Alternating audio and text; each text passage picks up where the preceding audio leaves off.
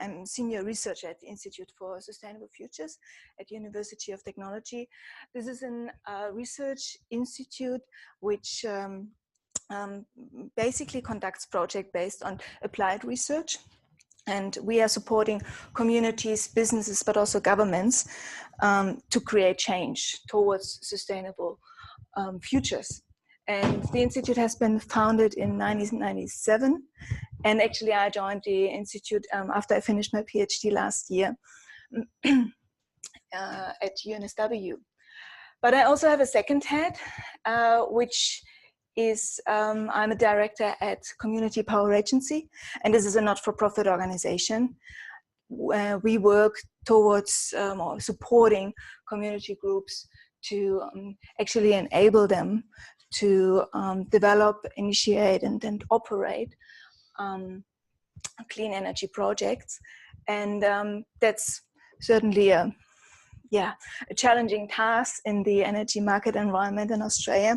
So we are really kind of passionate about to build capacities with the communities and also to help create new business models that can actually support, for instance, low-income households to participate in the energy transitions. We also run campaigns, and that's why I'm here for. We're obviously also telling the story about community energy in general. So there's 3 projects that I have with me today, and I would like to talk about. The first one is Just Transitions Employment under 100% renewable energy scenarios. And this this project is a project that was funded by Greenpeace Foundation, German Greenpeace Foundation, as part of the broader Just Transition project at ISF. And what we were looking at is the total employment in the energy sector, and that has been done, I think, a couple of times already. But we've basically provided an update. But what is new and hasn't been done before, and that's why it was rather challenging, was to provide an occupational breakdown of employment. And we based kind of this employment scenario on 3 scenarios. So the 1.5 scenario, the 2.0 scenario, and the 5.0 scenario in the period between 2015 and 2050. And this is all kind of aligned with the requirements under the Paris Agreement.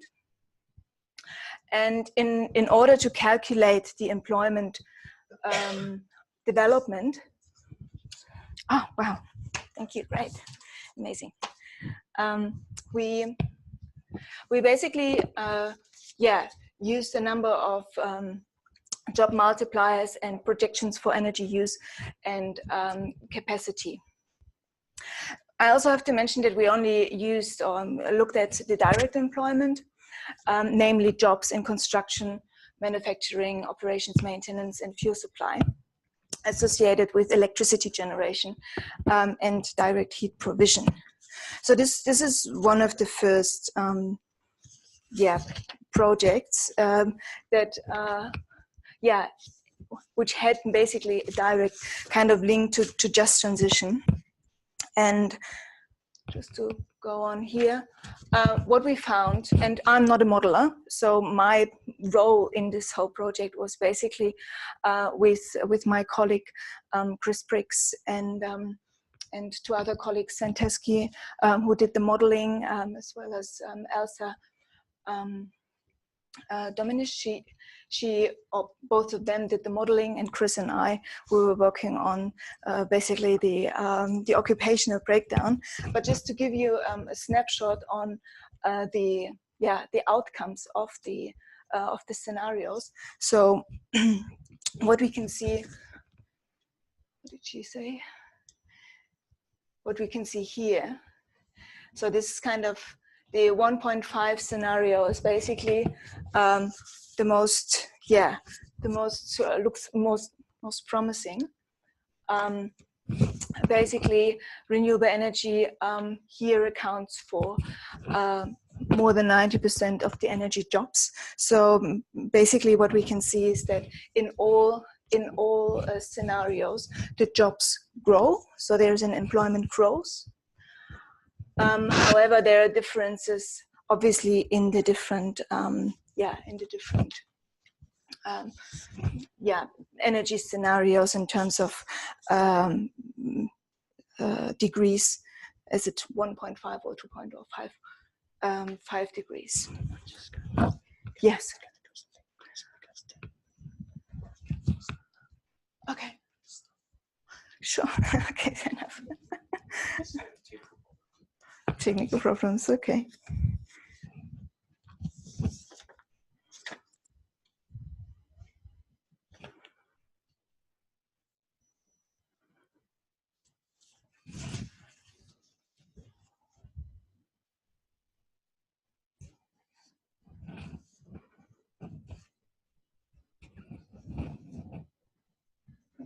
While they're doing that, so just to check, so these are global. Yes, these are global figures. And the numbers across their millions of jobs. Okay? Yes, correct. And what we've done more in detail here is that we've been, as I said, so we've been looking at those three scenarios, and we've been modeling that across 10 regions. It's a global scenario, and we've been looking at those different. It's not working from here. Anyway, so you can see the different technologies that we've been using or been looking at. So fossil fuel, and then a range of renewable energy technologies, as well as nuclear. So this is basically the broad breakdown. And as I said, so you can see that there is a growth in the 1.5 and the 2.5 scenario for energy-related jobs in general. And in the 1.5 scenario, we'll have like up to 90% growth, and in the renewable energy section.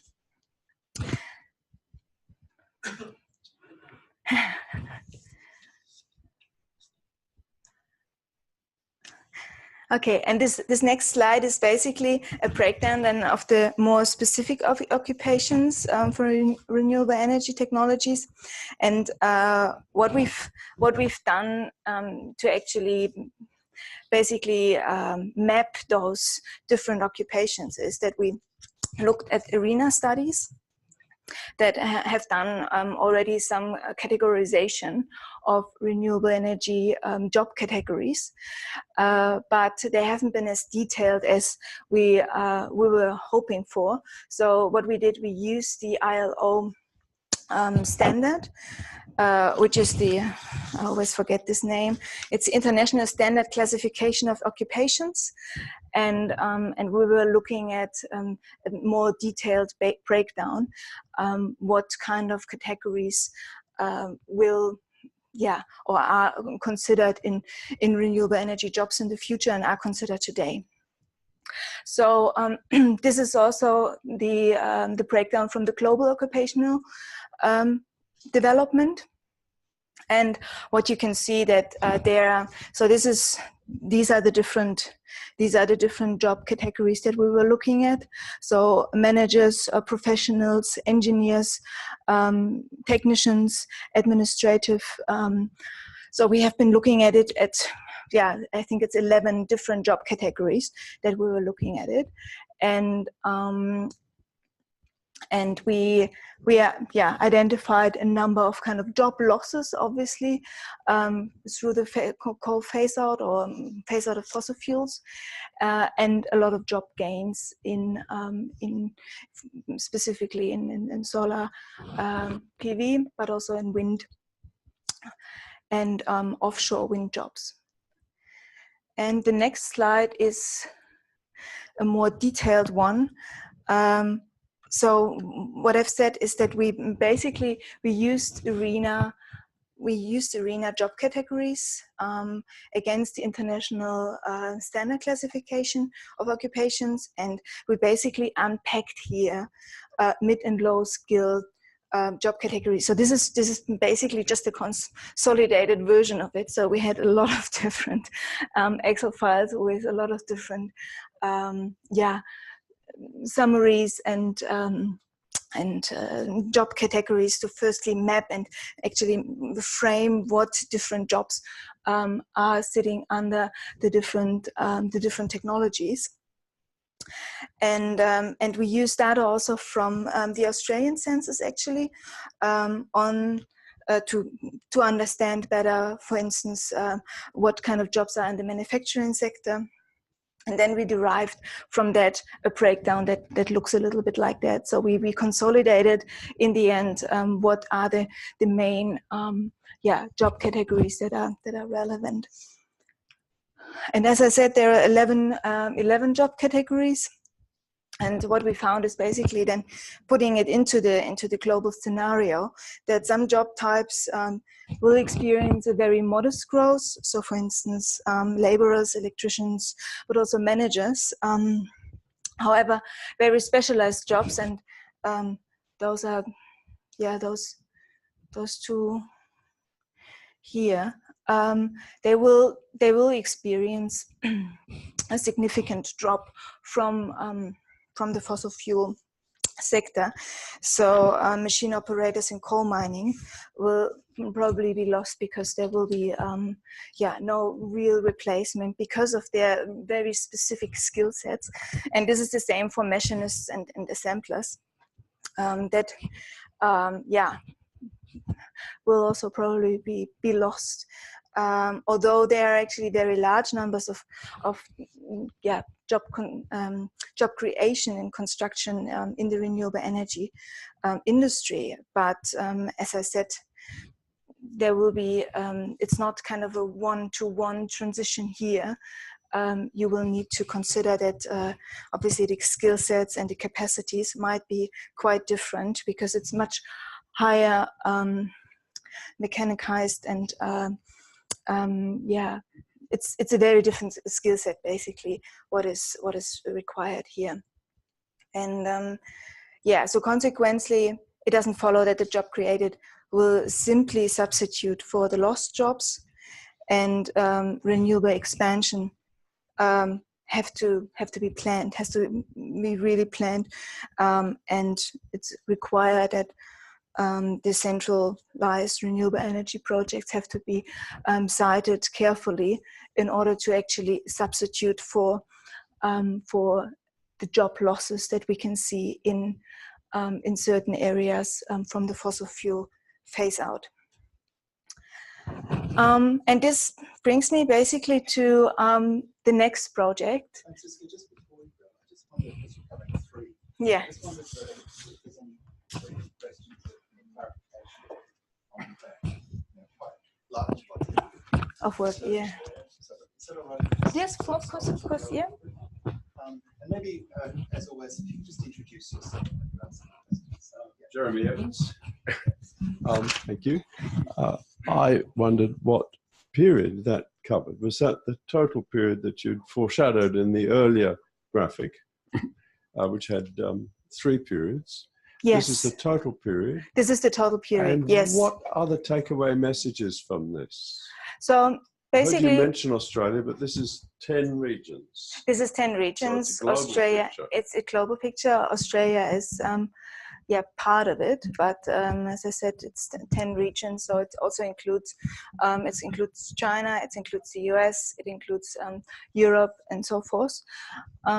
So basically, the main message is that we will see a job or employment growth across all kind of the different technologies, obviously, except for fossil fuels, which will or should go down in this scenario. Maybe I'll just go back and show you. So this is what you can see in the 2.0 scenario and the 1.5 scenario. You will see a job growth across basically all the different technologies, and another takeaway message is that this growth will not happen very kind of or this is what we basically saw, that there will be job losses, and there will be issues in terms of that it's not going to be a one-on-one transition for certain skilled professions, and it's necessary that, therefore, obviously there is a need for planning the transition from coal or from gas, because there will be very specific skilled workers who might not kind of transition easily into another profession that is provided in renewable energy. But the good news is there is a great job potential. The challenging and obviously thing to manage is that there is a need for understanding, or better understanding, where will those jobs be lost, what kind of skills and capacities do those workers have, and how can we make sure that they are not basically lost on the way and are not left behind. There's a question up the back.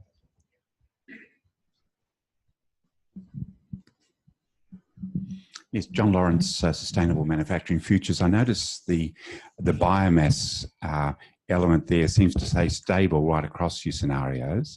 I'm just wondering, so that you're anticipating or assuming here that area or sector will not grow or develop at all.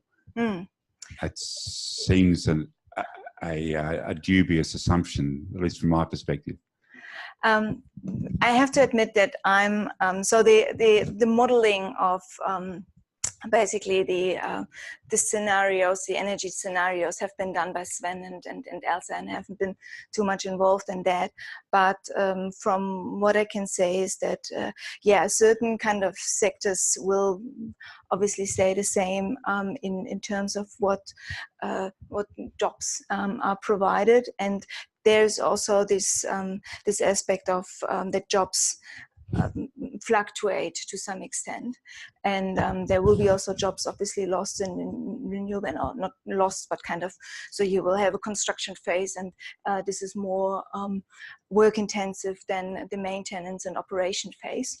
So there might actually be growth in biomass, in the biomass section, but it's a reflection also of the 4 different phases. So it's construction, it's operation and maintenance.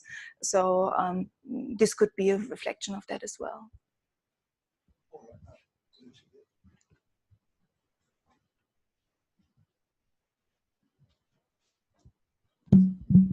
Yeah, it's a similar comment, I guess. In a 5-degree world, you're heavily relying on fossil fuels. Mm-hmm. So it's a bit strange that the employment in that sector would go down in the next 35 years if there is such an increase in fossil fuel supply. That's a good point. I believe. No, actually, I have to discuss this with the colleagues again. But from what I understand is that the production, and this covers both the production of energy as well as the use, so like so mining, for instance, and our assumption, is covering also that there's a higher production and efficiency in the extraction of resources. So this could be reflected in that the mining efficiency goes up, and so you will need less people in mines to work. All right, Franziska, do you want to move on to the next section? And I hope that there will be a couple of minutes at the end. So, no, that's still wrong. Okay, and so the next project is basically following on basically tied into this previous studies, where we looked more from a qualitative perspective into coal-dependent economies, and we were trying to understand better how the transition process in 4 case study regions worked. So we were looking at Germany, Poland, South Africa, and Indonesia, and they're quite different. But still, we wanted to understand what has been driving the transition, or what are measures that are in place right now to prepare and implement the changes.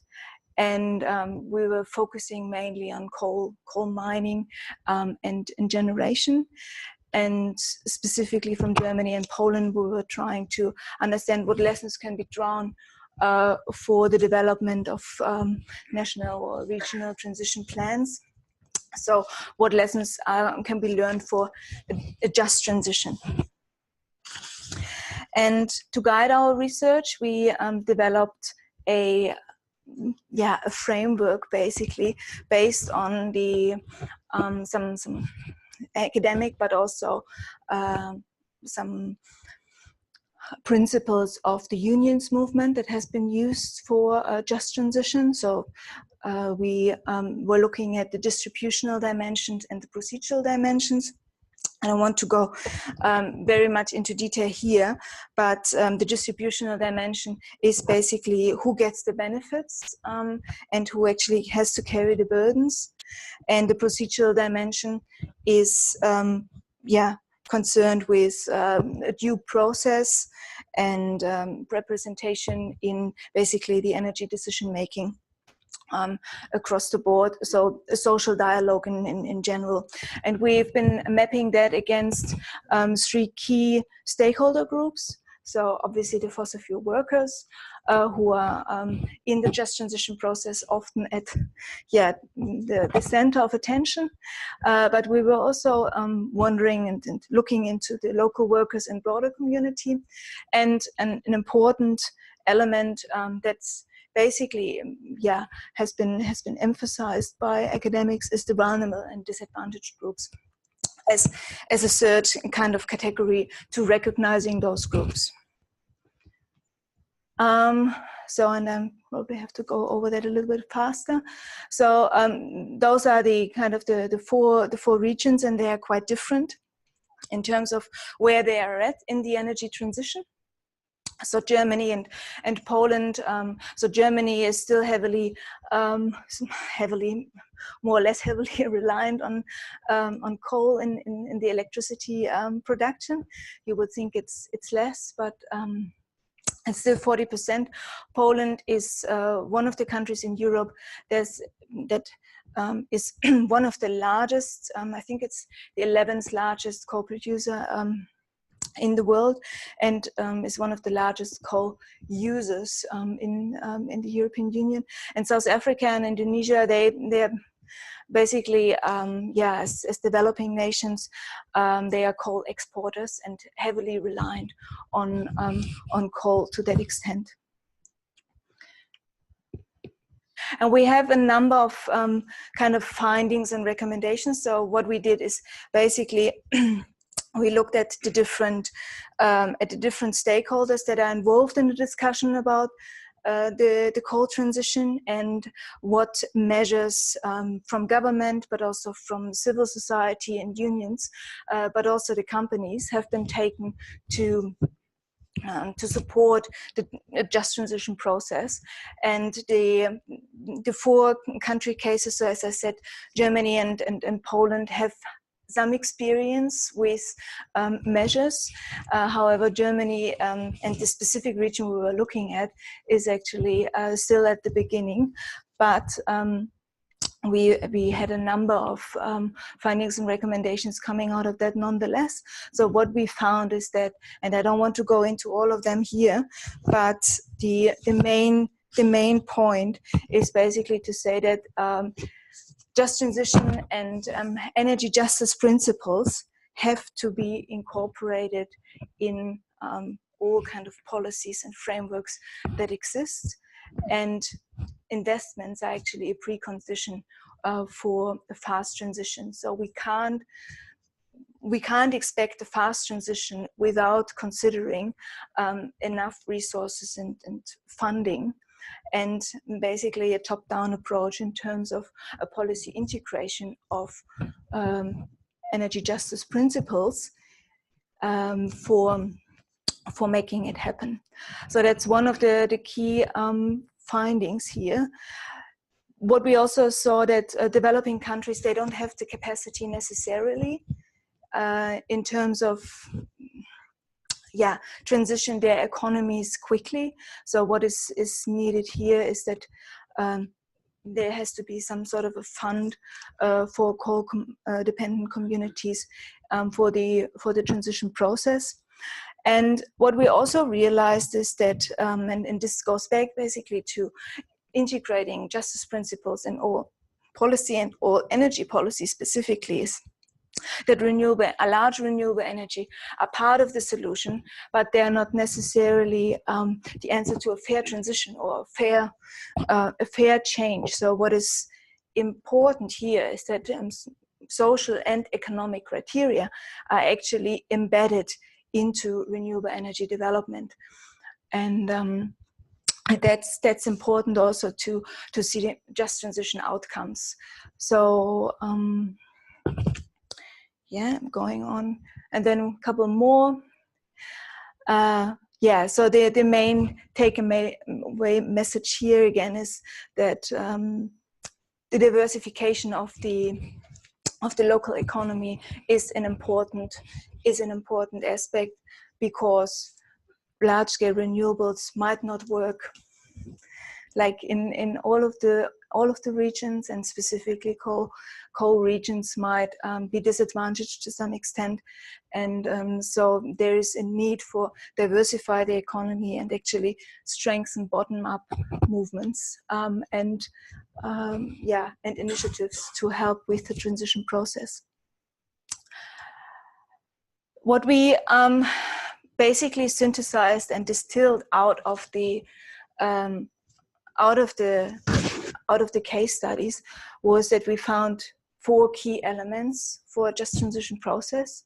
So we think that it's necessary to build some sort of a social compact, so that you have a social dialogue going that basically helps you identify what are the challenges, what are the trade-offs, and what's the future pathway.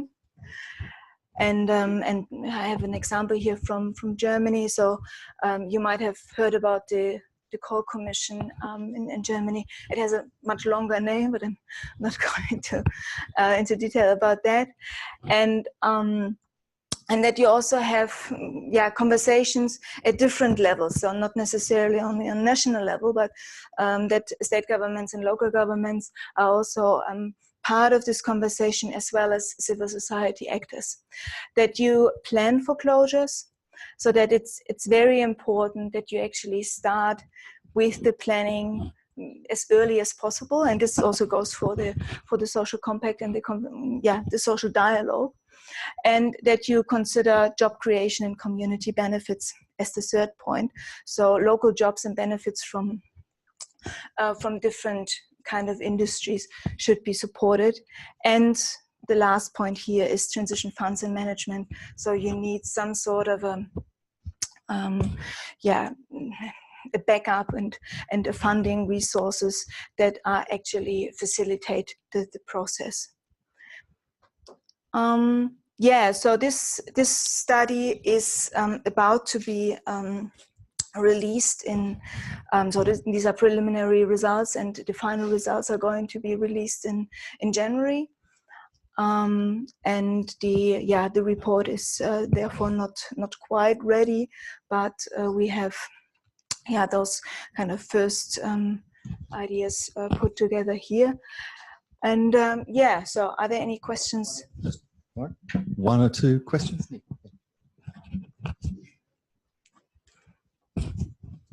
I have many questions. Sorry, Nick Aberley from Environment Victoria. I have many questions, but I'll just go with one for now.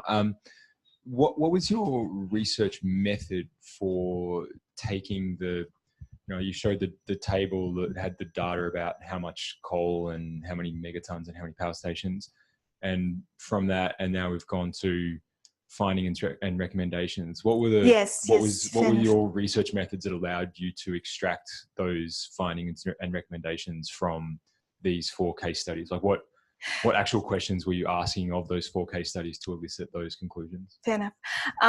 So basically this was just to give you basically a snapshot of where the countries are at. And our, as I said before, it was a qualitative analysis. So we did desktop research, but we were also talking to experts on the ground who had been researching on different aspects of employment, but also have been involved in initiatives. So these are based on things that they were doing or had done or that they thought they should do? So it was more about things that they had done and are about to do. So for instance, and that's why I was saying that Germany and Poland are to some extent a little bit separate from South Africa and Indonesia, because South Africa and Indonesia, there is more kind of the focus there was, okay, what's the status quo?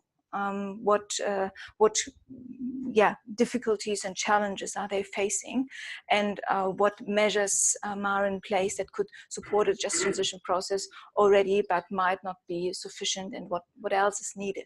So for instance, in South Africa, we were looking at the renewable energy auction schemes and what they've been done or doing in this regard. In Germany and Poland, it was a little bit different because there are already measures in place. So for instance, in Germany, and this is kind of the summary of it to some extent, that they have been doing a number of things, starting with a national dialogue to more specific kind of active labor market interventions. They're also doing a lot of things on the ground. So we've been looking on mapping basically the different levels from government, but also from civil society actors, to see, okay, what activities are there and how do they map basically against our framework of what we understand under just transition. So in terms of distributed and procedural activities. Yes. Does that answer your question? Cool.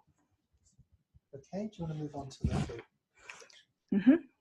So this project is a project that was basically managed and coordinated by the Institute for Sustainable Futures in collaboration with Community Power Agency. And we have been looking here with a number of stakeholders. So this is a project that was funded by ARENA and the New South Wales government in collaboration with a number of other partners. And I just have to look up the list of partners. So multiple partners from New South Wales, Queensland, and Victoria. And it was a $55,000 project, and ran from February to November 2018. And what we've been doing is basically looking at this opportunity of a solar garden. And solar gardens is a concept that comes from the US. I'm not quite sure if you heard about it, but the idea is that it provides access basically to the benefits of clean renewable energy to locked out energy users. And in Australia, there are already 2 million households who have solar, but there are a number of households who are actually locked out. So those could be like renters, low-income households, or customers who have a shaded roof and might live in apartments. And the idea was, okay, what could be done about those customers? And that's why this project actually lines or kind of ties in with the just transition approach, making basically the just transition more accessible as well as affordable to various customer segments. And so what is a solar garden? A solar garden is basically a central a central array of solar panels that could be installed at the edge of the town, or a suitable rooftop with medium size, and the different customers can purchase panels in the solar array, or can lease a panel in the solar array. And then the electricity that is generated from the solar array, from the specific panel then of theirs, this electricity is credited on the customer's electricity bill. So the idea is basically that every customer can participate in having solar credited on their electricity bill. So what you need here is obviously a retailer that supports this kind of arrangement. But the opportunity is that you buy into a solar project that might not sit very close by, but could sit at the edge of the town, and you still enjoy the benefits of having clean energy. And the main or the important thing here, and this is what we were trying to do, is basically to have between 1 and 4 pilots that look at the desirability, the viability, and the feasibility. So we were looking at trying to basically map and understand how it is possible that specifically low-income households can participate in such a model without being better off afterwards, having basically reduced their electricity bill with accessing solar. And we were also looking at the barriers that preventing the pilots. So basically, we were trying either to get 1 or 4 pilots up, or what are the barriers basically that prevent the customers from the project from being implemented. So just a quick snapshot again of who did what. So as I said, the Institute for Sustainable Futures and Community Power Agency were basically the project managers and facilitators. And we had 3 research teams that were looking at the customer side of things, the financial assessment and legal advice, and the project teams were in Queensland, in Byron. We had a Blacktown team, here in Sydney, and in Swan Hill in Victoria. And I'm just quickly going through the technical, not necessarily technical, but the different streams and the key findings here. The report has actually been released yesterday, so the project was launched. So all the results and assessments and findings are actually public now on the ISF website. So this is just to give you a quick snapshot how the model actually could work, or what are the challenges. So generally speaking, there are no legal barriers to a solar garden. There are some recommendations that have been found by the legal team, and what's kind of the message here is that a cooperative structure is probably the most advantageous, because it enables, it basically bypasses some of the challenges in regards to the legal requirements, because a cooperative, you have the opportunity to have multiple members joining, and the public company is also, it's also good, but it's probably more suitable for corporate-led solar garden, just because it's more expensive basically to be set up.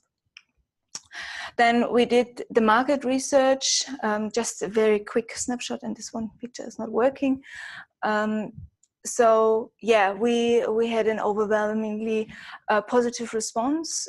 So we did a number of focus groups and interviews with low-income households, and what we found is basically that they're very interested in the idea of a solar garden, but the caveat here is obviously that they want a certain benefit, and the benefit has to be economic.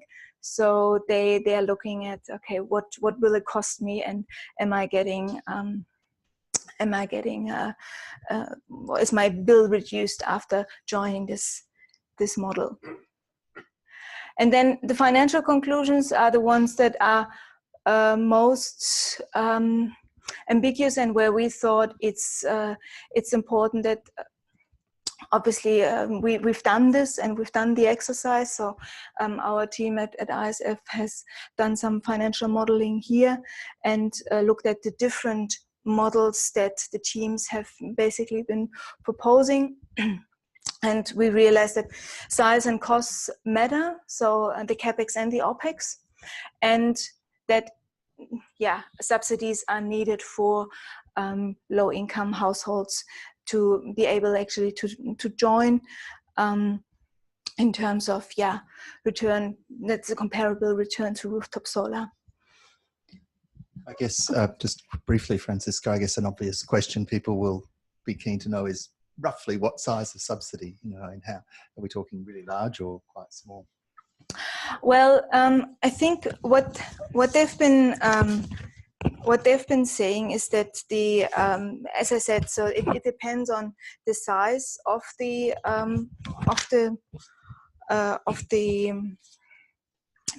solar array, but so I think it's around.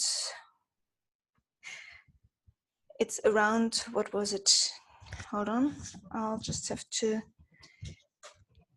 So the teams. So what we calculated is that the teams have used input costs from between $955 and $1,705 per kilowatt, and this is basically what's required as basically a capital subsidy, a 50% capital subsidy.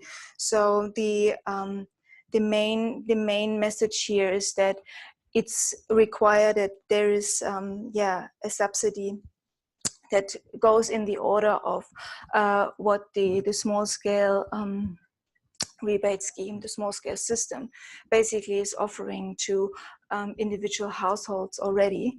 So the subsidy might go in that order of supporting 1 or 2 or 3 kilowatt subscription to for a solar garden customer, if that makes sense.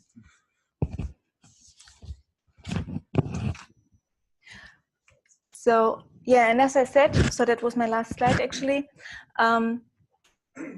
The findings and specifically kind of more information about solar gardens specifically can be found on the website of the Institute for Sustainable Futures, and more information about Community Power Agency on our website as well. Thank you very much. Thank you. So we've just got a couple of minutes for further questions or comments, either about the solar gardens or issue or any of the other 2 topics that Franziska's covered. Yes. Yes. Just go for it. Hi, thanks Franziska. Michael Lord from the Energy Transition Hub. On the last one, solar gardens, have you spoken to investors and are they interested? And also, is the Victorian government interested, in connection with their large solar subsidy? Yes. So the first question regarding investors. So we've been talking specifically in one of the projects, one of the project teams have been talking with a number of investors actually, because they are basically taking one part of their already planned solar project or solar farm to be earmarked for solar gardens. And so there is kind of a, how do you say that? it's a collaboration basically to get the project up and running. So the solar farm. And they have been very much interested in the idea of investing in something that also has some sort of a social purpose. The main issue is still that you need to co-finance. Obviously, it's part of the solar farm that is supports low-income households. So there is an interest of investors, but investors that are more interested in the commercial side or in the kind of in the return on investment. They might have kind of some reservations, but you will also find like community housing organizations that have obviously have some social interest, and so there is interest from them as well. You said on the solar gardens, sorry, that there were no legal impediments. Would there need to be changes in the national energy market rules, or could you literally, with subsidy, go immediately? Yes. So there is no, like, as long as you have a retailer who is basically up for going, a little bit, operating the service and going an additional kind of mile to integrate the billing and so forth, then there are literally no legal impediments, no legal constraints to actually get a solar garden up and running. So that was basically one of the main messages that came out of this project. So that if they're the right if the right partners come together, and if they're really keen, because this is what you need in community energy anyway, that you need very keen actors to get a project up and running, then it should be possible. However, and this is the other message, that there are some caveats around the financials, and that you need some support. And the Victorian government actually is keen on supporting it. I think there is a subsidy right now of $2,225 or something per kilowatt that they are proposing, and this could be actually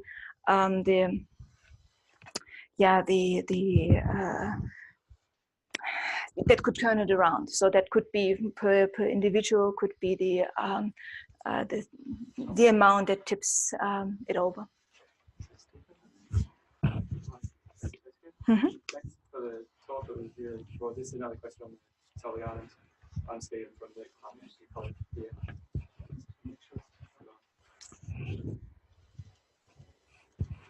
Okay, there. So my question, if you have solar panels on your roof, then you might be inclined as a customer to shift a lot of your electricity usage into the day when the sun is shining. I wonder whether with the retailers that your teams have been talking to about this, how does that sort of factor into the sorts of price that retailers might pay for electricity from these solar gardens, and what sort of price reduction, and how might that sort of compare to other options for green energy that consumers without solar panels have, such as the sort of green power sort of scheme under the large scale RET scheme, or retailers like Power Shop that you could buy into sort of community energy power as well. Yeah. So first of all, Power Shop was one of the project partners here, and they're really interested in kind of this concept to be offered to their customers. In terms of the reduction that you get on your electricity bill, what we understood from the financials is that it could be between 3% and 8% reduction on your electricity bill, but it very much depends. And as I said, there is a need for some sort of a subsidy from government to actually make it, to tip it over, to make it worthwhile. It's time of use, basically electricity use that the retailer would be offering.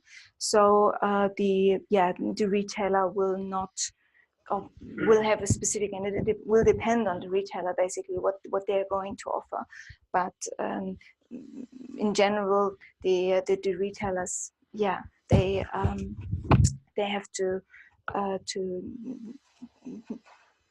identify basically the sweet spot for them as well.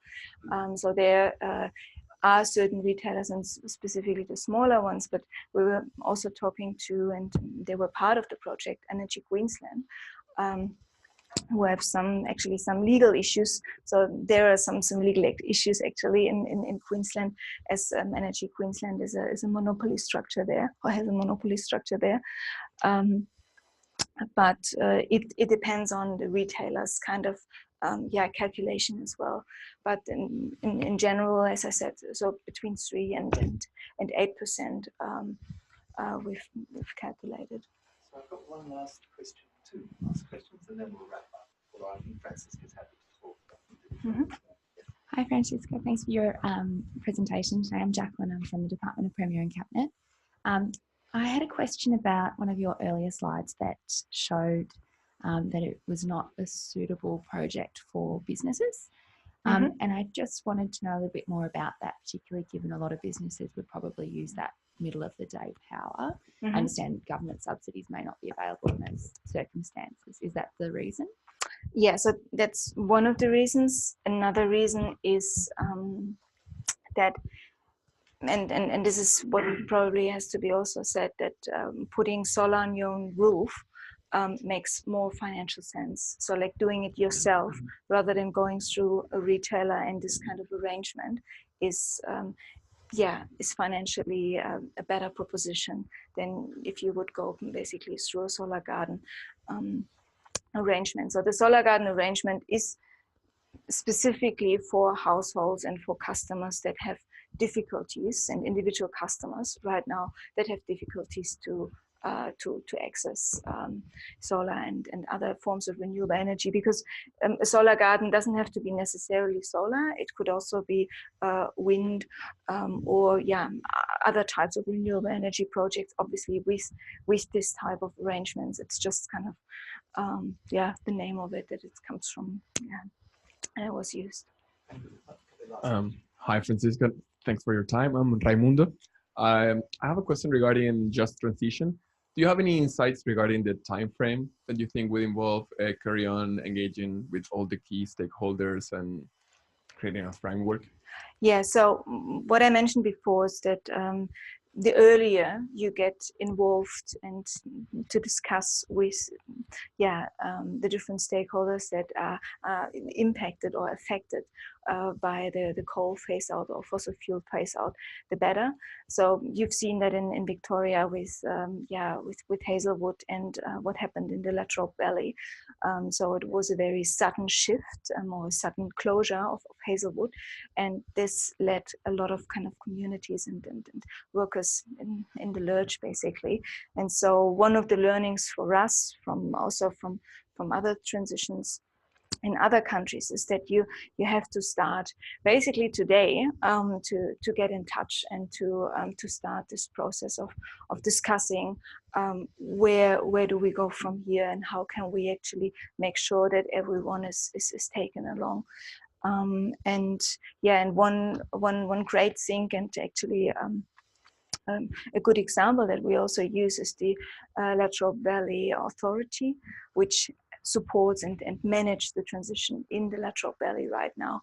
So this is actually something that will support such a process. But the earlier the better, and it's important that you don't waste too much time figuring around and. Thank you. In a second, I'll ask you to thank Franziska. I guess just by way of closure, I'm conscious there's a number of people in this room with lots of experience and expertise in the just transitions discussion. And I guess for all of us who've been involved in this for a little while, it's interesting to watch the way in which the language and the ideas have moved to, in my view, fairly center stage of this discussion. Certainly talking to people in Poland at the COP, the energy and the interest in the Just Transitions Network coming out of the COP is significant, I think.